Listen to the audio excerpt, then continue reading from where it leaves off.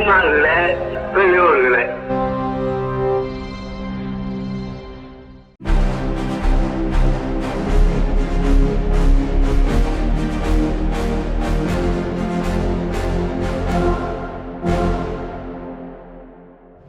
அனைவருக்கும் வணக்கம். உலகின் ஒரே பகுத்தறிவு நாளேடு விடுதலையில் வந்துள்ள இன்றைய செய்திகளை பார்க்கலாம். மக்கள் கவலை நீங்க நமது அரசியல் வாழ்வு என்பதை பொது உடைமை வாழ்வாக ஆக்கிக் கொண்டால்தான் மக்கள் சமுதாயம் கவலையற்று சாந்தியும் சமாதானமும் பெற்று வாழ முடியும். இல்லாவிட்டால் மக்கள் சித்திரவதைக்கு ஆளாக நேரிடும். தந்தை பெரியார். முதலமைச்சர் பதவியேற்பு விழாவில் பண்பாட்டு படையெடுப்பின் தொடக்கமா? மாண்புமிகு முதலமைச்சர் திரு ஜோசப் விஜய் அவர்களது பதவியேற்பு விழாவில் இதற்கு முன் எப்போதும் நடந்திராத திடீர் மாற்றம் விழாவின் தொடக்கத்திலேயே நடைபெற்றதோடு விழா முடிவிலும் அதை காண முடிந்தது. தமிழ்நாட்டின் மீது ஹிந்தி சமஸ்கிருத RSS கொள்கை பண்பாட்டின் ஆதிக்கம் தொடங்கி உள்ளது. தமிழ்நாட்டின் புதிய அரசுக்கு, குறிப்பாக முதலமைச்சர் மாண்புமிகு ஜோசப் விஜய் அவர்களுக்கு சுட்டிக்காட்டி நமது கண்டனத்தை பதிவு செய்ய வேண்டிய அவசியம் ஏற்பட்டுள்ளது. வந்தே மாதரம் பாடல் சமஸ்கிருத இந்தி மொழி படையெடுப்பு. வெந்த புண்ணில் வேல் பாய்ச்சுவதை போல நம் மொழி செம்மொழி தமிழ் வாழ்த்தாம் நீராறும் கடலுடுத்த பாடல் 3வது இடத்திற்கு தள்ளப்பட்டதை பார்த்து தமிழ் உணர்வாளர்களின் நெஞ்சம் கொதிக்கிறது. விழா ஏற்பாட்டாளர்கள் யார்? லோக்பவன் ஆளுநர் மாளிகையா அல்லது தமிழ்நாடு அரசின் பொதுத்துறையா என்பதை விசாரித்து நேரடியாகவோ மறைமுகமாகவோ தமிழ்நாட்டு மக்களின் உணர்வுக்கு எதிரான இத்தகைய பண்பாட்டு படையெடுப்பு மீண்டும் அரசு நிகழ்ச்சிகளில் ஏற்படாது கவன சிதறல் இன்றி செயல்பட வேண்டும். தமிழ்நாடு அரசின் புதிய முதலமைச்சருக்கு சுட்டிக்காட்டி திராவிடர் கழகத்தின் தலைவர் ஆசிரியர் அவர்கள் அறிக்கை விடுத்துள்ளார். தமிழ்நாடு சட்டமன்ற எதிர்க்கட்சி தலைவராக மாண்புமிகு உதயநிதி ஸ்டாலின் அவர்கள் தேர்வு செய்யப்பட்டுள்ளது மிகவும் வரவேற்கத்தக்கது. உதயநிதி ஸ்டாலின் அவர்கள் சுயமரியாதை, கொள்கை தெளிவுள்ள பகுத்தறிவுவாதி, உழைப்பாளி, நல்ல பரப்புரையாளரும் கூட.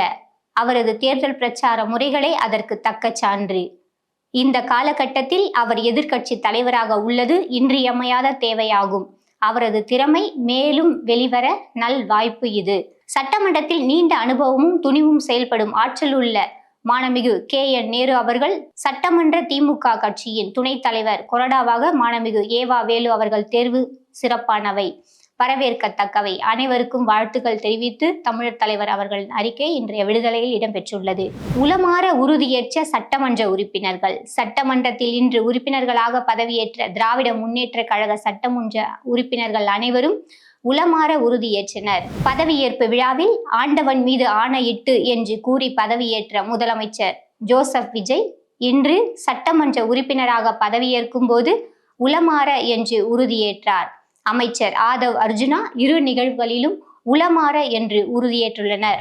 தமிழ்நாடு முதலமைச்சராக பதவியேற்ற தமிழக வெற்றி கழகத்தின் தலைவர் மாண்புமிகு ஜோசப் விஜய் அவர்கள் திராவிடர் கழக தலைவர் ஆசிரியர் மாண்புமிகு வீரமணி அவர்களை சந்தித்து பொன்னாடை அணிவித்து மலர் கொத்தினை வழங்கி வாழ்த்துக்களை பெற்றார். மேற்கு வங்க தேர்தல், பிஜேபியின் தில்லுமுள்ளும் நீதிபதி விலகலும் என்ற தலைப்பில் இன்றைய விடுதலையின் தலையங்கம் இடம்பெற்றுள்ளது. மேற்கு வங்க மாநிலத்தின் வாக்காளர் அடையாள பதிவேடு தொடர்பான மேல்முறையீடுகளை விசாரிக்கும் சிறப்பு தீர்ப்பாயத்தின் தலைவர் பதவியிலிருந்து கொல்கத்தா உயர்நீதிமன்ற முன்னாள் தலைமை நீதிபதி TS சிவஞானம் திடீரென விலகியுள்ளார். தனிப்பட்ட காரணங்களுக்காக இந்த முடிவை எடுத்துள்ளதாக அவர் தெரிவித்துள்ளார். தமிழ்நாட்டைச் சேர்ந்த நீதிபதி TS சிவஞானம் கடந்த 22 நாட்களில் மட்டும் 1777 மேல்முறையீட்டு மனுக்களை விசாரித்து உத்தரவிட்டுள்ளார். இதில் குறிப்பிடத்தக்க அம்சம் என்னவென்றால் அவர் ஒரு மனுவை கூட நிராகரிக்கவில்லை என்பது. தனது பதவி விலகல் குறித்து விரிவான விளக்கத்தை அளித்துள்ள நீதிபதி சிவஞானம் தற்போதைய முறையில் உள்ள சவால்களை பட்டியலிட்டுள்ளார். அந்த பட்டியலின் விவரங்கள் இன்றைய தலையங்கத்தில் இடம்பெற்றுள்ளன. பொதுமக்கள் பயன்படுத்தும் வாகனங்களில் ஜாதி பெயர்களின் ஸ்டிக்கர் ஒட்ட தடை விதிக்கப்பட்டுள்ளது. இந்த ஸ்டிக்கரை 1 மாதத்திற்குள் நீக்க வேண்டும். இல்லாவிட்டால் ₹2000 அபராதம் விதிக்கப்படும் என பீகார் போக்குவரத்து துறை அறிவித்துள்ளது. கடந்த திமுக ஆட்சியில் கோவி செழியன், அன்பில் மகேஷ் ஆகியோரிடம் கல்வித்துறை இருந்தது. கல்வி மறுக்கப்பட்ட சமூக பின்னணியில் இருந்து சமூக அடிப்படையில் மேலெழுந்து வந்தவர்களின் கைகளில் அத்துறை இருப்பதே நன்று. தாவேக அமைச்சரவையிலும் அந்நிலை தொடர வேண்டும் என கல்வித்துறை குறித்து ஆளுநர் ஷானவாஸ் தனது சமூக வலைதள பதிவில் பதிவிட்டுள்ளார். கள்ளுக்கடை மறியல் போராட்டத்திற்கு தலைமை தாங்கி அன்றைய பிரிட்டிஷ் அரசையே நடுநடுங்க வைத்த வீராங்கனை அன்னை நாகம்மையார் அவர்களின் நினைவு நாள் இன்று அவரை பற்றிய கட்டுரை தமிழர் தலைவர் ஆசிரியர் அவர்கள் எழுதியுள்ளார். அந்த கட்டுரை இன்றைய விடுதலையில் இடம்பெற்றுள்ளது. வாசகர்கள் அனைவரும் படிக்க வேண்டும். எடுத்த எடுப்பிலேயே அரசிடம் பணம் இல்லை என பேச ஆரம்பிக்காதீங்க. அதெல்லாம் இருக்கு. மக்களுக்கு கொடுக்க மனசும் ஆட்சி திறமையும் தான் வேண்டும். வாக்களித்த மக்களை ஏமாற்றி திசை திருப்பாதீங்க. முதலமைச்சர் விஜய் பேச்சுக்கு திமுக தலைவர் மு.க. ஸ்டாலின் பதிலடி அளித்துள்ளார். முதலமைச்சர் விஜய் பதவியேற்பு விழாவில் முதலில் பாடப்பட்ட வந்தே மாதரம் சர்ச்சையை உருவாக்கியுள்ளது. தமிழக முதலமைச்சராக தவேக தலைவர் விஜய் பதவியேற்ற நிகழ்ச்சியில் தமிழ்த்தாய் வாழ்த்து 3வதாக பாடப்பட்டது. அதேபோல் நிகழ்ச்சியின் தொடக்கம் நிறைவு என இருமுறை வந்தே மாதரம் பாடப்பட்டது என அனைத்து கட்சி தலைவர்களும் கண்டனம் தெரிவித்துள்ளனர். ஓராண்டுக்கு தங்கம் வாங்காதீர்கள். கரோனா காலகட்டத்தை போல வீட்டிலிருந்தே பணியாற்றுங்கள். பெட்ரோல் டீசல் விலையை சிக்கனமாக பயன்படுத்த வேண்டும் என பிரதமர் மோடி வேண்டுகோள் விடுத்துள்ளார். அதிமுகவில் பொதுச் செயலாளர் பழனிசாமிக்கு எதிர்ப்பு வலுத்துள்ளது. முன்னாள் அமைச்சர் சி.வி. சண்முகம் தலைமையில் அதிமுக சட்டமன்ற உறுப்பினர்கள் 34 பேர் தவேகாவுக்கு ஆதரவு அளிக்க முடிவெடுத்துள்ளனர். முதலமைச்சர் பதவி ஏற்பு விழாவில் 3வது இடத்திற்கு தள்ளப்பட்ட தமிழ்த்தாய் வாழ்த்து அரசு விளக்கம் அளிக்க வேண்டும் என சிபிஐ கண்டனம் தெரிவித்துள்ளது. அதிமுகவில் இபிஎஸ் தலைமை மீது அதிருப்தியில் இருக்கும் சட்டமன்ற உறுப்பினர்கள் முதலமைச்சர் விஜயை நேரில் சந்தித்து அவரது அரசுக்கு ஆதரவு தெரிவிக்க இருப்பதாக தகவல்கள் வெளியாகி உள்ளன. மேற்கு வங்க முதலமைச்சர் சுவேந்த் அதிகாரியின் ஆலோசகராக ஓய்வு பெற்ற ஐஏஎஸ் அதிகாரியான சுப்ரதா குப்தா நியமிக்கப்பட்டிருப்பது மேற்கு வங்கத்தில் கவனத்தை ஈர்த்துள்ளது. திராவிட மாடல் அரசின் நல்லாட்சிகளையும் திட்டங்களையும் மக்கள் நல படிகளையும் புதிய அரசு முன்னெடுத்து செல்ல வேண்டும் என மனிதநேய மக்கள் கட்சி தலைவர் ஜவாஹிருல்லா அறிவித்துள்ளார்.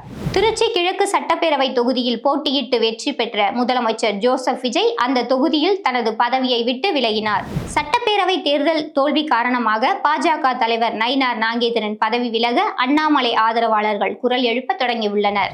அன்னை நாகம்மையார் அவர்களின் 93வது நினைவு நாளான இன்று அவரது படத்திற்கு திராவிடர் கழகத்தின் தலைவர் மற்றும் கழக தோழர்கள் உட்பட மலர் வளையம் வைத்து மரியாதை செலுத்தினர். இதே போன்று தமிழ்நாடு முழுவதும் கழக தோழர்கள் அன்னை நாகம்மையார் படத்திற்கு மாலை அணிவித்து மரியாதை தெரிவித்தனர். சென்னை பெரியார் திடலுக்கு வருகை தந்த தமிழ்நாடு முதலமைச்சர் ஜோசப் விஜய் அவர்களுக்கு திராவிடர் கழக தலைவர் வாழ்த்து தெரிவித்து கொள்கை எதிரிகளிடமிருந்து தமிழ்நாட்டை காக்க வேண்டும் என்று தெரிவித்தார். அதற்கு தமிழ்நாட்டின் முதலமைச்சர் அதனை ஏற்று ஆமோதித்தார். மேலும் இன்றைய விடுதலையில் முக்கிய கட்டுரைகள், வரலாற்று செய்திகள், மருத்துவ தகவல்கள் இடம்பெற்றுள்ளன. வாசகர்கள் அவற்றை படிக்கவும். நன்றி.